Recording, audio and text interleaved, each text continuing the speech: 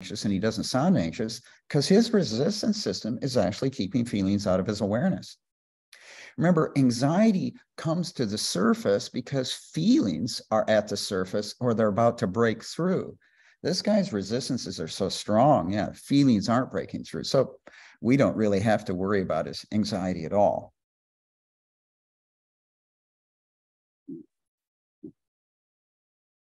So Yuval was saying when he said anger the first time, you're still detached. But since he said anger, you go to the body. Yes. Remember, when the unconscious gives you a present, always accept the present from the unconscious. Thank you, unconscious. So as soon as he says, I feel anger, and how do you experience that anger physically in the body? Now that you have pressure to anger going, then you can address detachment later. But always accept the gift first of anger, because that's progress. And then later, then we'll address the detachment. Yep. Nancy has her question up, hand up. Hi, I have a question about the use of cover words instead of like looking at them as maybe a degree of a feeling, rather like, you're not always angry. You can be mildly annoyed or, like there's degrees to a feeling, and to know when it's a degree of a feeling rather than a cover word. Well, of course, it's a degree of a feeling. It's a degree of a feeling, of course. But let's think for a moment. When you go to the restaurant and you ask for a glass of wine, right? Mm-hmm. And he puts a drop in, will that be enough? Definitely not. If he puts a half a glass in, will that be enough? Probably not. No, you want a full glass of wine, right? So the thing is when a patient gives you like a hint of a feeling, he's repeating a relationship in the past that he's actually withholding from you the way someone withheld from him. So if you collude and accept a teeny portion, you're colluding with a withholding relationship. So it's true, it's progress, right? It's progress if a patient say, well, I'm upset. You're glad, but you realize, okay, we're glad to hear this, but we also see that defense is present and we need defense to come down more so that feeling can rise up. So, for example, if someone has his foot on the brake and he puts his other foot on the gas, we're glad he has his foot on the gas, right? That's good. We see, okay, he's found the accelerator. That's good. But as long as one foot's on the gas, but the other one's on the brake, we have to do something about the brake.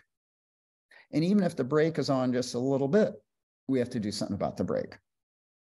So it helps you understand that it's not enough that you get sort of a partial thing, is because when you have a partial expression of feeling, that means you've got defense that's in operation. You have a mixture.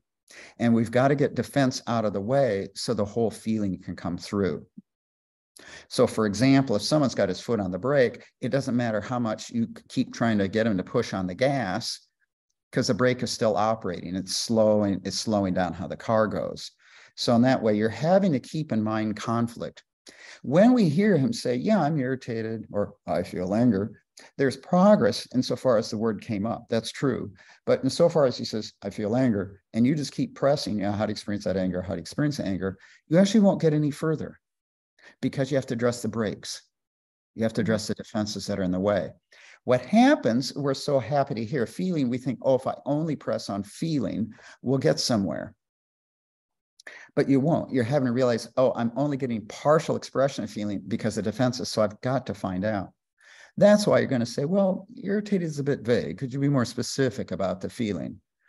Now you're addressing defense and you're pressing for feeling. You're doing both. And that's where you need to do both. If you press only for feeling and you don't address defense, defense is still going to be holding you up. So that's why I'm really encouraging you in isolation of affect, right? In isolation of affect, you just address it as a cover word. Well, that's a bit vague. Could you be more specific about the feeling? And then you keep going. Whereas if someone is fragile and for the first time they say they're feeling irritated toward their boyfriend and they usually disrupt or project, you're ecstatic.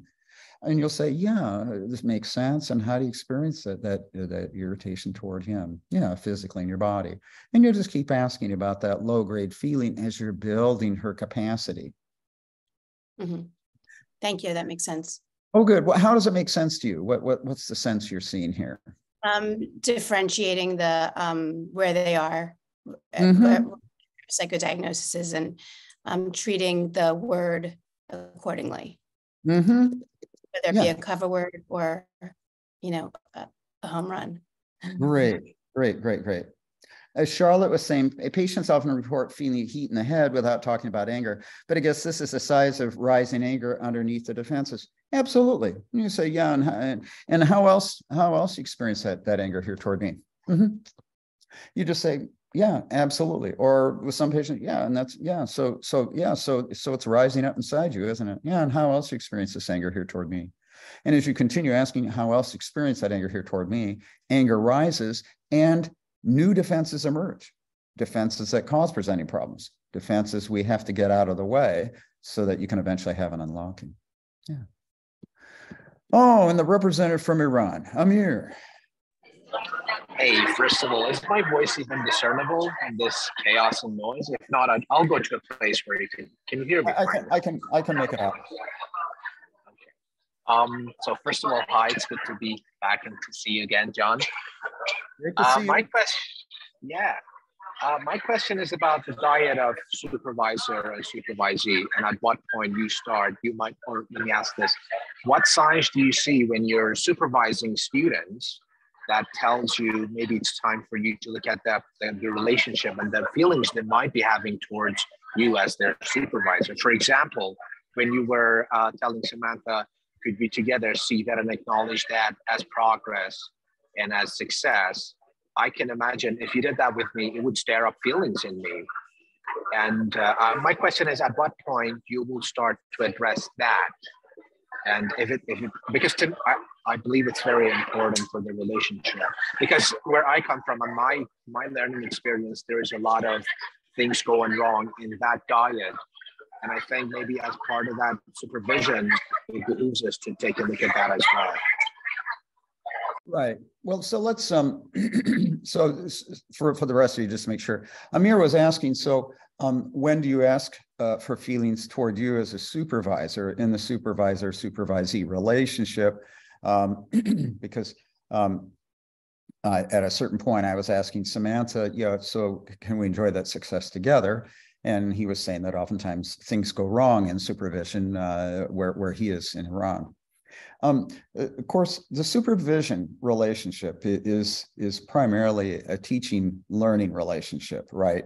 My task as a supervisor, as a teacher, I'm not the supervisee's therapist, right? So I have no right to be digging into Samantha's inner life or whatever. In the course of supervision, I may be able to help her see that something seems to be inhibiting you. Do you have any sense what that might be? But that's not my job to explore her psyche or her past. There's a clear boundary. Now, what happened is I noticed that Samantha was a little hesitant to acknowledge the progress, and I didn't know what that was about. I wasn't going to speculate about it, but I did want to just check to make sure that she could enjoy her progress along with me. Because in order to progress, it's important to notice our progress. Patients won't realize they progressed unless you kind of point out their progress. It tends to go away. The same thing in supervision. So if I can help a supervisee see that she made progress, she will see the progress, she'll hold on to it, and she'll be able to continue with that. So that's a very important thing. And I sensed something was getting in the way for her to feel good about her work together with me. So I wanted to come back with her about that to make sure that we could do that together. And then she'll be able to reflect for herself what might have made her anxious about us having a positive relationship. Maybe she had a previous supervisor who was judgmental or only saw her mistakes and didn't see what's good. Maybe it has to do with parent. That's not for me to speculate. I don't know. I'm not her therapist. But it was really incumbent on me that when she was making such good progress in her work, for her to get that feedback and for her to enjoy that feedback and for us to enjoy that together. Do you have any comments you want to make about that, Samantha? Yeah, no, I appreciated you allowing me to enjoy the feedback, because I did feel, oh, well, I shared with you, I felt tentative about that. So yeah. And that just, and so in our of course, we've only met twice. So, I mean, my goodness, I'm a stranger and she's showing this incredible emotional courage, showing her work to everybody here. But even so, right, it's like when she's making progress, any student making progress, I want them to know they're making progress so they can see what they're doing, what's changing, why it's good. Like I helped Samantha see some evidence of progress that she actually hadn't noticed. And I wanted her to notice that, because a lot of times if you don't see the progress, you can just feel like I suck, this is going nowhere, and you just get depressed. So it's really important that the student be able to see the progress I'm seeing, to see those signs, so that she'll feel more confident and feeling good about her work, because she'll see the progress. And so I want to make sure Samantha saw that, and that we could enjoy it together. And if there was some hesitation, just wanting to check in, because she was also feeling hesitant about feeling good as a therapist here with me, right?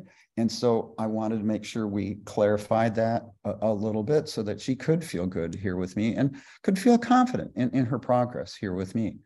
Now, what caused that tentativeness, I don't know. In this context, I'm certainly not going to explore that, since it's on a one, we're just meeting twice. If I was in a core group where I have more time, then we might have more ways to talk about that, or the student might herself share that. I'm presenting a presentation in January, actually, on supervision, and there you'll see where how I address that sort of thing. In supervision, the student usually has things they need to learn, what we call learning problems, and so I teach students how to address learning problems through decision tree questions. So I'd ask, where's the patient on the triangle of conflict? What was that defense? Is there defense against feeling, resistance to emotional closeness?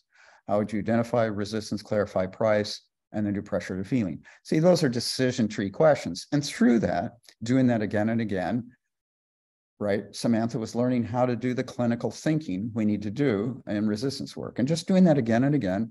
So instead of me doing the clinical thinking, Samantha was doing it again and learning clinical thinking by doing it.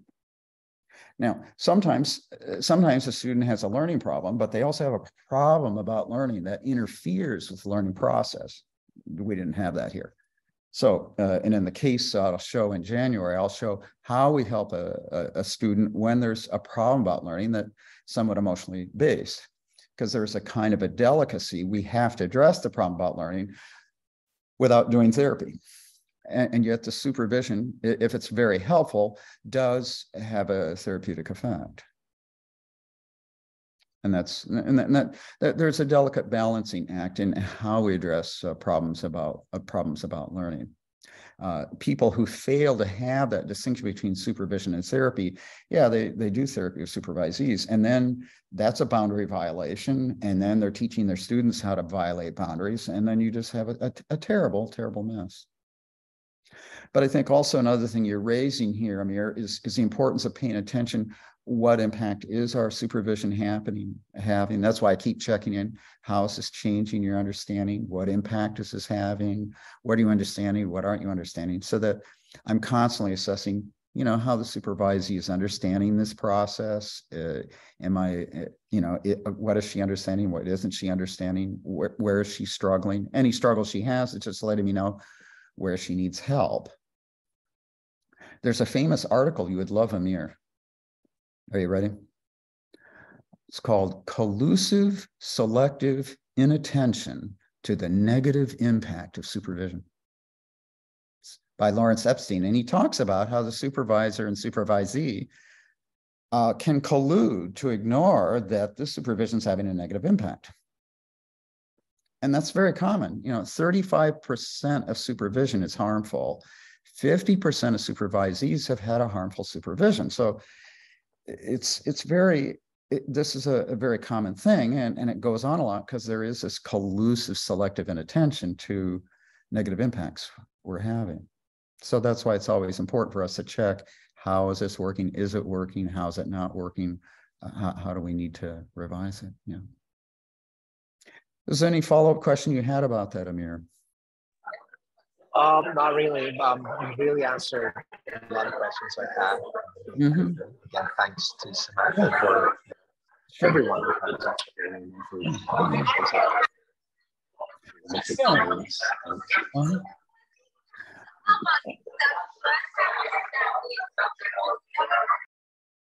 Other questions, comments, reflections?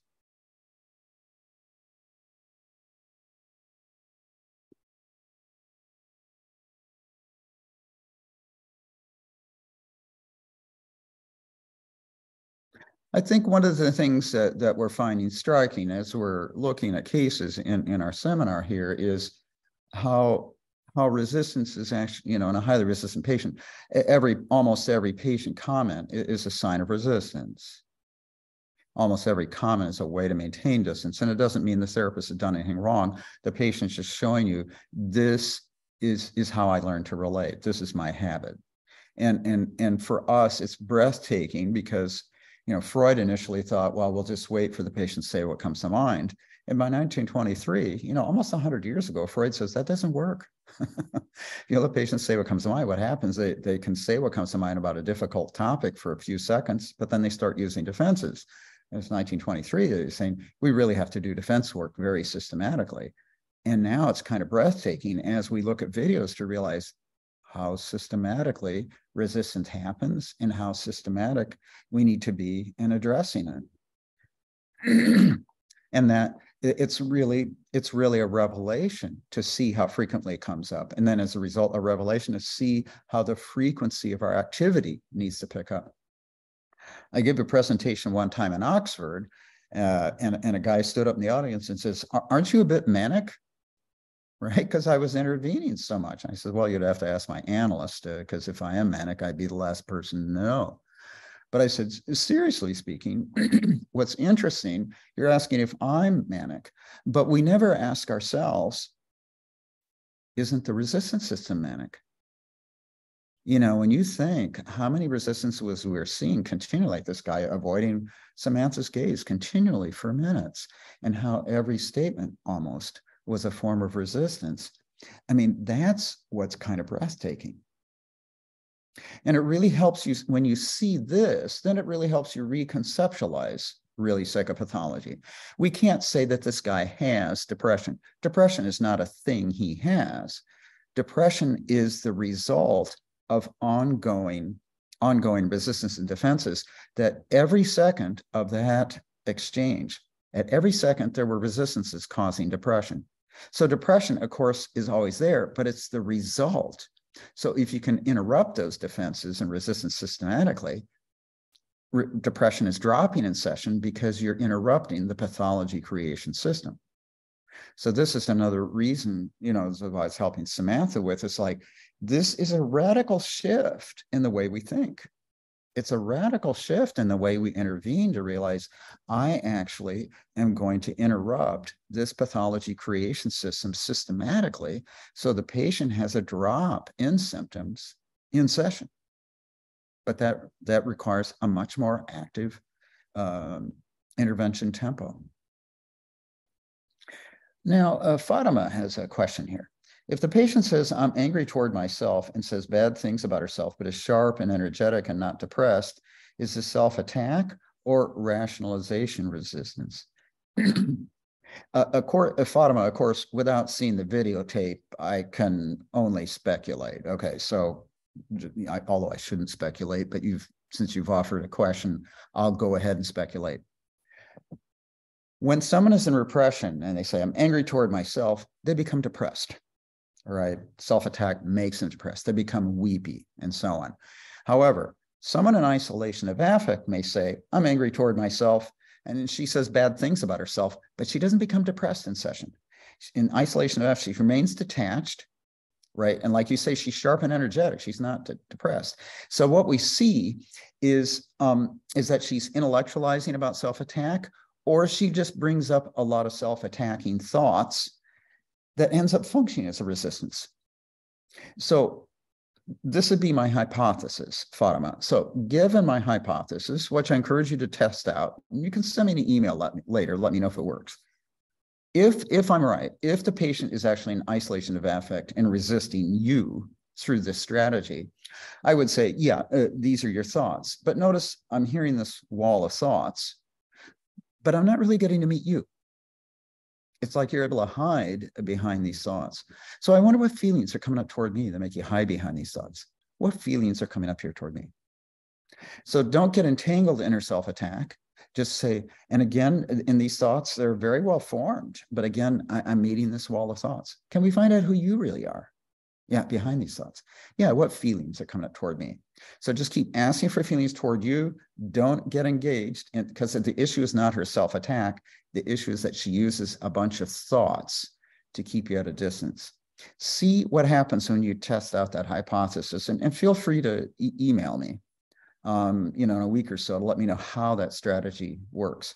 So it's very important. Your question is actually very subtle. There are certain situations where a defense can occur in different resistance systems. So you can have self-attack and repression, where the patient really becomes depressed, or self-attack and isolation of affect, where the patient's just using a wall to keep you at a distance. And the key is she doesn't get depressed. She keeps intellectualizing about self-attack, her anxieties and striated muscles. Then its function is not really to get depressed, it's to keep you at a distance. Let's take a look at another example. You can have a patient who uses rationalization and isolation of affect. Well, the reason I think he did that was he had a bad day. Well, that may be the reason, but what's the feeling toward him? So the patient uses rationalization to avoid a feeling. Now, let's take a borderline patient. Here, the patient may use rationalization to justify a projection onto his wife. Right. Well, I think the reason she did that, and this proves, and this proves. So he'll use rationalization to justify a projection. He'll use rationalization to justify a loss of reality testing. There, yes, we see rationalization, but as a totally different function. And so we have to deal with it quite differently. So and I talk about this in co-creating safety. I think I talk about it in the chapter on the systems of resistance, or systems of self-protection. So then you can see that there's several situations where you'll have the same defense in different resistance systems, but you have to address it totally differently. Thank you. So I want to, one more question from Amir before we close. Yeah, I'm going to make it really quick. I just want to bring something up that might be considered as getting into somewhat dangerous territories, and it's in a follow-up to the question I had in Venice to the panel members. About students sharing some of the things that work well with them when they're in supervision, and some of the things they wish their supervisors do differently. And I think if we could have such conversations, it really helps us to also kind of empathize with our struggles as well, as students, and also you guys as teachers and supervisors. I'm not sure if it's workable and how that would fit into what we're doing, but I'd like to see sharing of some of the things that work very well when we see our supervisors help us, and some of the things and some of the times that things go wrong. Well, and I encourage all of you who share video here with us to let me know what you're finding helpful in my supervision, and if there's anything you're not finding helpful, to be sure to let me know, so we can tailor this in a way that's working for each of you. Because what will work for one supervisee may not work with another. But be sure to let me know here. So I want to thank Yuval again for this great opportunity, and I will see you again very soon. Take care, everyone. Thank you. Bye-bye. Bye-bye. Thank Everyone, you, thank you, Val. Thank you. Good seeing Thank you, all. Sam. Thanks Hi, very Amir. much. Thank you. Bye. Take care. Bye.